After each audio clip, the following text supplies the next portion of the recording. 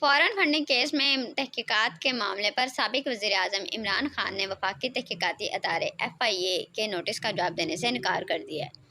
عمران خان نے اپنے تحریری جواب میں کہا کہ آپ کو جواب دہ ہوں، نہ ہی معلومات فراہم کرنے کا پابند۔ 2 دن میں نوٹس واپس نہیں لیا تو قانون کے تحت آپ کے خلاف کارروائی کروں گا۔ عمران خان اور PTI نے جواب سابق اٹارنی جنرل انور منصور خان کے ذریعے بھجوایا۔ تحریری جواب FIA کمرشل بینک سرکل اسلام آباد کی ڈپٹی ڈائریکٹر آمنہ بیگ کو بھجوایا گیا۔ سابق وزیر اعظم نے جواب میں نوٹس بھجوانے کو FIA کی بددیانتی قرار دے دیا ہے۔ عمران خان نے کہا کہ PTI سے تفصیلات اور دستاویزات طلب کرنا FIA کے دائرہ کار میں نہیں ہے۔ الیکشن کمیشن نے فیصلہ نہیں دیا بلکہ رپورٹ جاری کی ہے۔ الیکشن کمیشن FIA یا کسی اور ادارے کو اس رپورٹ کی بنیاد پر حکم نہیں دے سکتا۔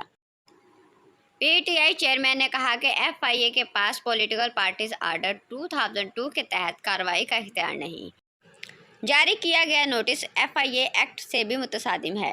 سپریم کورٹ متعدد فیصلوں میں الیکشن کمیشن کو انتظامی ادارہ قرار دے چکی ہے۔ الیکشن کمیشن عدالت ہے، نہ ہی ٹربیونل۔